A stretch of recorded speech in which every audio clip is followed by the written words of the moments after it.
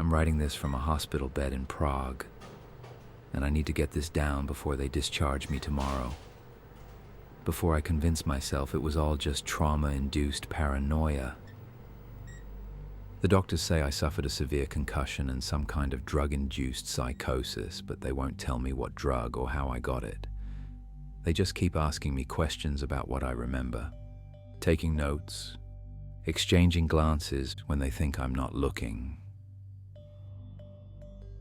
My name is Emma, and 3 weeks ago I was backpacking through Eastern Europe. 23 years old, fresh out of college, doing the whole find yourself thing that every recent graduate thinks they need to do.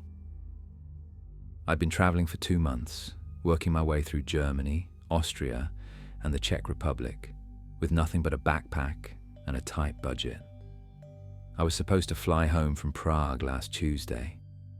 Instead, I woke up in an alley behind a train station with blood in my hair and no memory of the previous 4 days. But I'm getting ahead of myself. Let me start from the beginning, from when I met Katka. I was in a hostel bar in Český Krumlov, this tiny medieval town in the south of Czech Republic. Beautiful place, like something out of a fairy tale, with winding cobblestone streets and a castle overlooking the river. I'd been there for 2 days, taking photos, wandering around, trying to make my money last until I got to Prague. The hostel was packed with other backpackers, mostly Germans and Australians, all doing the same circuit I was doing. I was sitting alone at the bar, nursing a cheap beer and updating my travel blog on my phone, when this girl approached me. "American?" she asked in accented English. She was probably my age, maybe a little older, with short dark hair and these incredibly pale blue eyes. Pretty, but in that sharp Eastern European way that seemed almost severe. "Yeah," I said. "You?" "Czech. Local." She smiled and her whole face changed. Suddenly she looked warm, friendly, approachable. "I am Katka. You are traveling alone?" We got to talking. She was from Prague originally, but had family in Český Krumlov. Was visiting for the weekend. She spoke perfect English, said she'd studied abroad in London for a year. We talked about travel, about Prague, about what it was like growing up in post-communist Czechoslovakia. She was fascinating, smart, funny, with this dry sense of humor about tourists and their expectations of her country. She bought me drinks, good drinks, not the cheap beer I'd been rationing, and told me stories about the real Czech Republic, the places tourists never see. "You know," she said after we'd been talking for a couple hours, "Prague is very expensive for backpackers now. Very touristy, very, how do you say, commercial. All the hostels are overpriced." I nodded. I'd already looked up accommodation in Prague, and she was right. Even the hostels were going to eat up most of my remaining budget. "But I know a place," she continued. "My cousin runs a guest house in Prague. Very cheap, very nice. Clean, safe, in good neighborhood. Not many tourists know about it." She pulled out her phone and showed me photos. It looked perfect. A small, cozy place with maybe 6 or 8 rooms. Traditional Czech architecture, but modern inside. Clean beds, private bathrooms, a little kitchen area. And the price she quoted was less than half what I'd been expecting to pay. "It sounds too good to be true," I said. Katka laughed. "This is Czech Republic. We are not trying to rob you, just to make living. My cousin Tomáš, he prefers word-of-mouth guests, people who are recommended by family, friends. More reliable, you understand." She gave me Tomáš's contact information and made me promise to tell him she'd sent me. "He will take good care of you. And Prague, it is a beautiful city. You will love it." The next morning I took the train to Prague. The city was everything I'd hoped for. Gorgeous architecture, amazing food, rich history. I spent the day wandering around Old Town Square and the Jewish Quarter, taking photos, soaking up the atmosphere. In the evening, I called Tomasz. His English wasn't as good as Katka's, but he was friendly enough. He gave me an address in Vinohrady, a residential neighborhood about 20 minutes from the city center.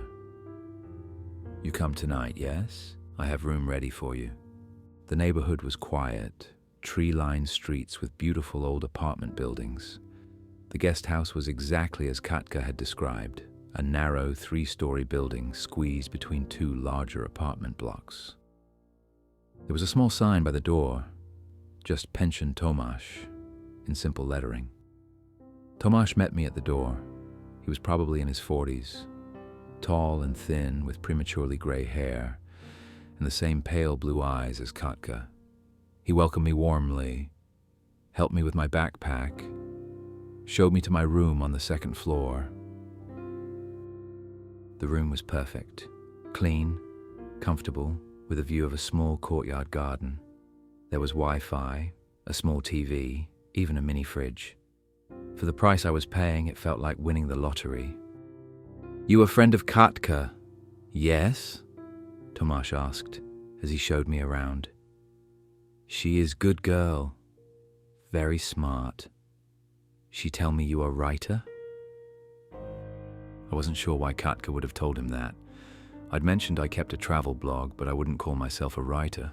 But I nodded anyway. "Ah, good. You write about Prague? Maybe mention Pension Tomasz? Good for business?" He smiled. "You need anything, you ask me. I am downstairs always." That first night I slept better than I had since leaving home. The bed was comfortable, the room was quiet, and I felt safe for the first time in weeks. Budget backpacking can be stressful. You're always watching your money, always alert, always a little bit on edge. But here, I could relax. The next morning, Tomasz made me breakfast.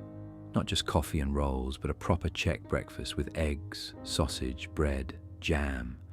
We sat in the small dining area on the ground floor and talked about Prague, about what I should see and do. "You stay how long?" he asked. "Just 4 days. Then I fly home." He nodded thoughtfully. 4 days is not very much for Prague. So much to see. Maybe you extend trip?" I laughed. "I wish I could, but I'm completely broke. And I start a new job next month." "Ah, jobs. Always jobs." He refilled my coffee cup. "But you are young. Jobs, they wait. Prague, it is here now." After breakfast, I spent the day sightseeing. Prague Castle, Charles Bridge, Wenceslas Square, all the tourist spots. I took hundreds of photos, posted updates to my blog, tried to soak up every detail so I could remember it all later. When I got back to the guest house that evening, there were 2 other guests in the dining area. A German couple, maybe in their 30s, who introduced themselves as Klaus and Ingrid. They'd been there for 3 days, they said, and were planning to stay another week. "This place is incredible," Ingrid told me in excellent English, "and Tomasz is wonderful. He's been giving us all kinds of local recommendations." We had dinner together, sharing stories about our travels. Klaus and Ingrid had been backpacking for 6 months, working their way slowly through Eastern Europe. They were both freelance. Graphic designers could work from anywhere with Wi-Fi. "The best part about this place," Klaus said, lowering his voice conspiratorially, "is that it's completely off the tourist radar. No crowds, no tour groups, just genuine Prague." I agreed. It felt like I'd discovered some kind of secret, like I was experiencing the real city instead of the sanitized tourist version. The second day followed the same pattern. Breakfast with Tomasz, a day of sightseeing, dinner with Klaus and Ingrid. I was starting to feel like part of a little family. Tomasz treated us like personal guests rather than customers, always checking if we needed anything, always ready with recommendations or help. That night, though, something felt different. I'd been walking around the city all day and was exhausted, but when I got into bed, I couldn't fall asleep. I felt restless, almost jittery, like I'd had too much caffeine, but I'd only had coffee with breakfast, nothing else. I lay there for hours, listening to the sounds of the buildings settling, the occasional car passing on the street outside. At some point, I thought I heard voices from downstairs, low, serious conversation in Czech. It sounded like Tomáš talking to someone, but I couldn't make out any words. Eventually, I must have dozed off because I woke up the next morning feeling groggy and disoriented. Tomáš made breakfast as usual, but I noticed he kept looking at me strangely, like he was studying my face. "You sleep well?" he asked. "Not really. I felt kind of wired last night. Couldn't turn my brain off." He nodded sympathetically. "Prague can be exciting. Too much stimulation, yes? Tonight I give you something to help you sleep."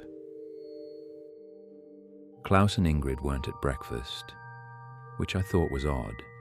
When I asked about them, Tomáš said they'd decided to take a day trip to Kutná Hora, a town about an hour away.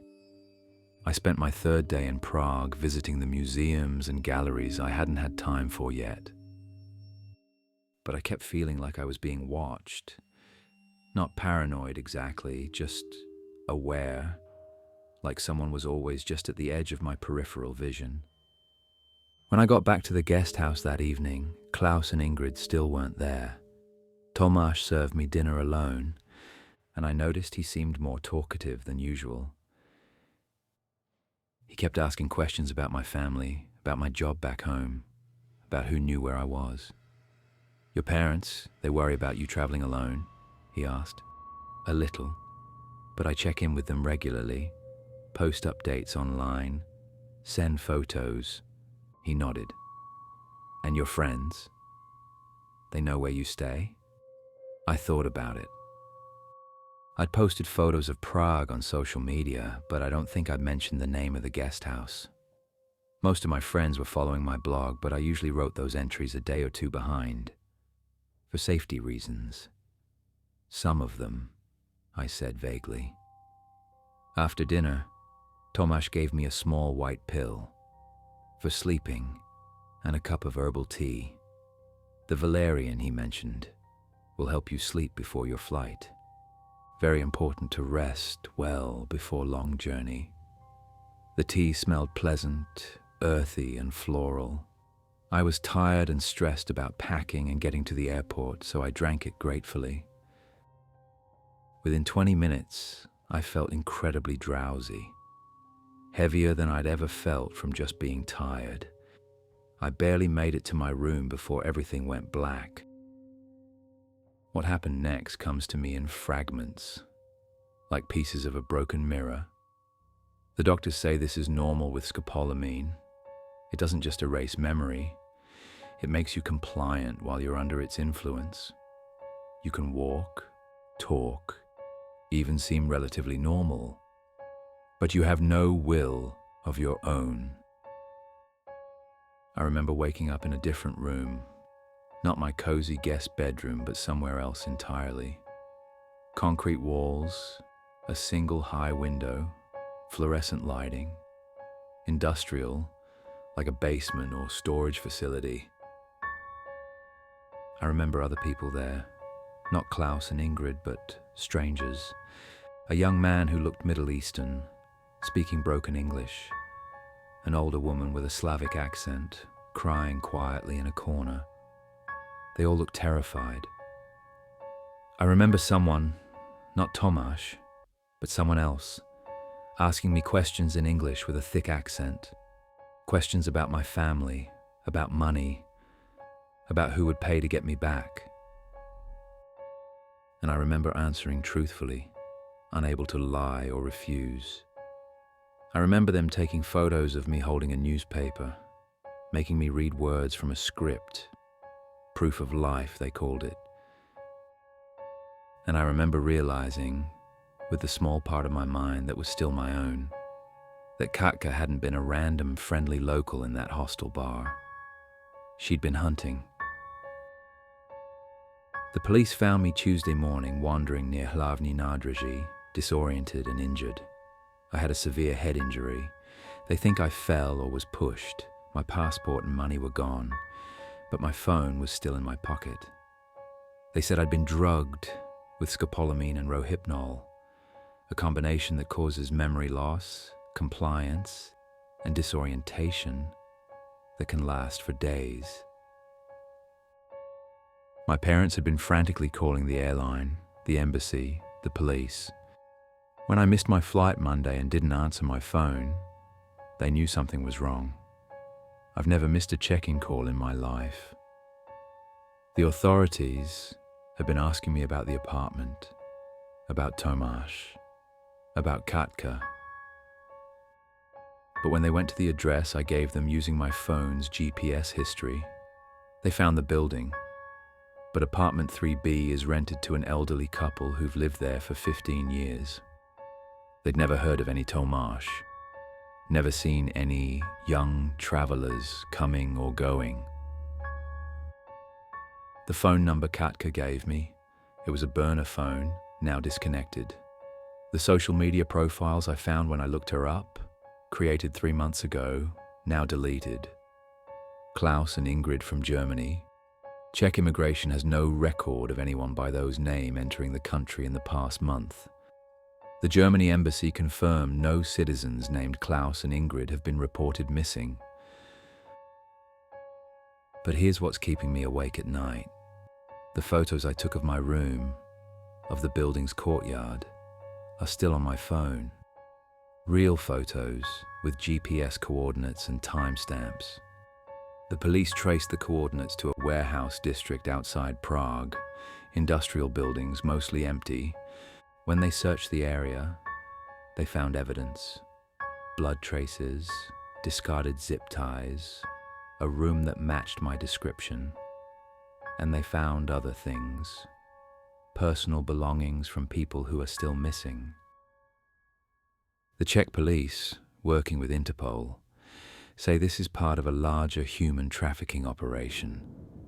They target solo travelers, especially young women, using a network of seemingly legitimate locals who build trust over time.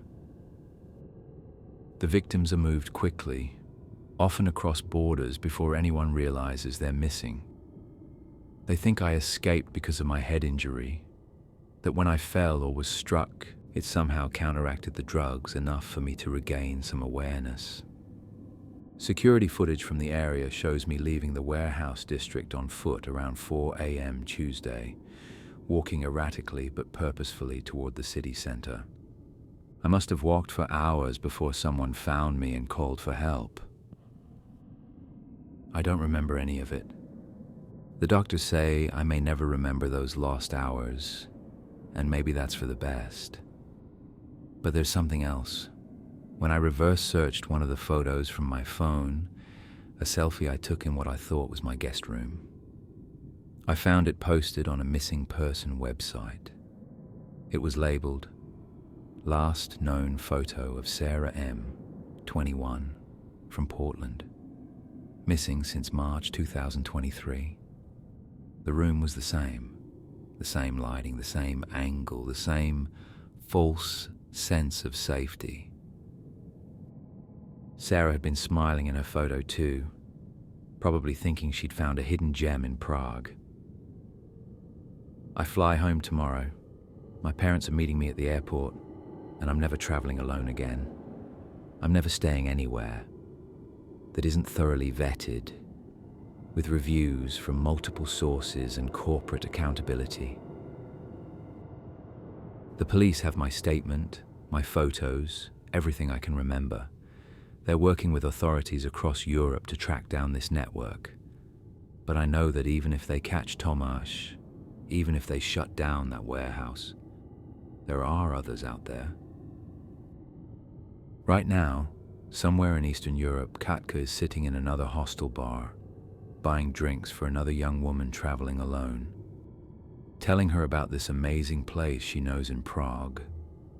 Or maybe it's not Prague anymore.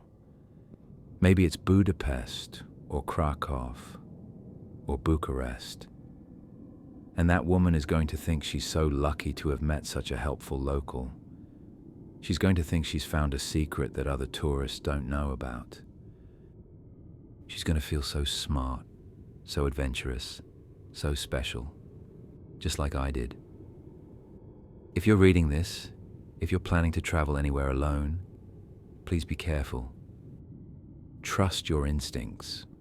If something seems too good to be true, it probably is. Don't accept unsolicited help from strangers, no matter how friendly they seem. Stay in verified accommodations with online reviews and official registration.